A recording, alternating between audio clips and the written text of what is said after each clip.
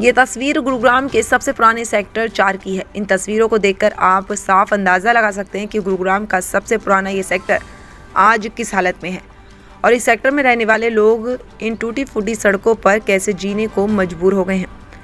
आपको बता दें कि सेक्टर 4 की हालत आज या कल से नहीं बल्कि कई महीनों से खस्ता है। इलाके के लोग पार्षद के पास गए, विधायक के पास गए, ग्रीवेंस कमेटी में एप्लीकेशन डाली, लेकिन उसके बाद भी इलाके के लोगों को आश्वासन के सिवा और कुछ नहीं मिला।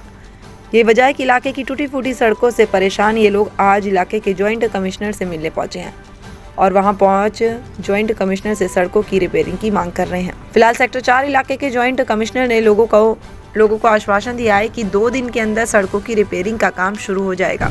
मामला सेक्टर 4 का ही है और वो मामला है जो हम ग्रीवेंस के अप्रैल के महीने से उठा रहे हैं और लगातार हम उठा रहे हैं। सेक्टर 4 के अंदर जो हमारे काम है, जो हमारी बेसिक ज़रूरत है वो पूरी नहीं हो रही है। इसमें हमारी सबसे मुख्य ज़रूरत है हमारे सेक्टर 4 मार्केट की सड़क है और हमारे ब्लूबेल्स स्कूल की सड़क है। बहुत लंबा समय हो गया इसके लिए ग्रीवेंस में भी फाइट हुई थी कि हमारा अर्जेंट की तरह पे इस पर काम कराया जाए, लेकिन हमारा काम नहीं हुआ और इसके लिए टेंडर दिया गया था। बहुत लंबा समय हो गया टेंडर को भी दिया हुआ, लेकिन एक्शन सर की तरफ से और जो जेई अधिकारी हैं उन लोगों की तरफ से उस पर कार्रवाई नहीं होती है। तो अभी तक तो जो टेंडर निकला उसका वर्क ऑर्डर ही नहीं दिया गया। जब वर्क ऑर्डर ही नहीं होगा तो कार्य कैसे होगा?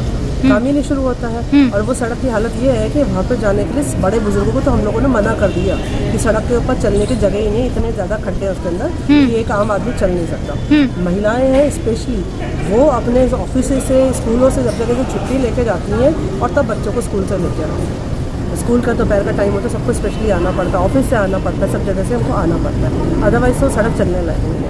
और उस सड़क का रिपेयर का काम होना है, कोई ये नहीं है कि सड़क का निर्माण हो रहा है। वो सड़क खाली रिपेयर वर्क है। रिपेयर वर्क में भी 4-4 महीने लग जाएगा तो एक आम आदमी की बाकी मुश्किलें तो समस्या सुलझेगी ही नहीं।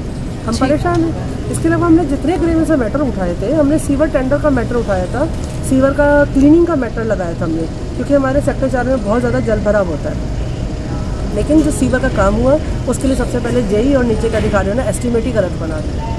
आधा सीवर साफ हुआ और आधा सीवर उसका ब्लॉक ही रह गया। सीवर वाले ने मना कर दिया कि मैं काम नहीं करता और काम भी जिसने किया अपने मनमाने तरीके से किया। जो सीवर के जो हमारे नोडल ऑफिसर होते हैं, जो लोकल लेवल पर काम करते हैं, उन सभी ने किसी भी तरीके से काम नहीं किया, टेक्निकल नॉलेज के बिना काम किया। जो सीवर का काम मेन सीवर लाइन से जुड़ती है, जिन पॉइंटों को सबसे पहले साफ होना चाहिए था, जिसके कारण आधी सीवर की समस्या खत्म हो जाती है, उनको अभी तक साफ नहीं किया है। टेंडर बीच में रुक गया। अब वो सीवर का जिसको टेंडर मिला वो कहता है कि हमें वापस इसको नया बनवाओ, रिन्यू कराओ, तो हम काम करेंगे, लेकिन काम हो नहीं रहा। ठीक, दोनों जगह हमारे घर समस्या हमारी वहीं की वहीं है कि हमारे को जो अभी जॉइंट कमिश्नर से हम मिले हैं, जॉइंट कमिश्नर ने हमेशा साथ दिया है, लेकिन प्रॉब्लम क्या है, जब तक एक्शन सर नीचे से कागज पूरे पुटअप नहीं करेंगे तो कैसे काम होगा।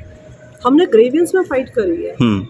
हमने यहाँ पे जॉइंट कमिश्नर को सब जगह हमने दिया है। उसके बाद ग्रीवेंस में जाके हमने कृषि मंत्री जेपी दलाल जी के सामने अपनी बात रखी है कि सेक्टर 4 में खाली सड़क का मुद्दा नहीं है, सेक्टर 4 के सभी मुद्दों के लिए हमने 61 मतलब हमने अपना मुद्दे रखे थे वहाँ पे ग्रीवेंस के अंदर। 4 बार मेरी अपील हुई है, जिसके बाद उन्होंने बोला है कि सेक्टर 4 को उन्होंने कहा कि हम उसको पूरा हेरिटेज सेक्टर डिक्लेयर करेंगे और 100 करोड़ का प्रोजेक्ट पास करेंगे। उसके लिए DPR भी तैयार करने को बोली है। अभी तक तो हमारी DPR के रिगार्डिंग भी कोई मीटिंग नहीं हुई है।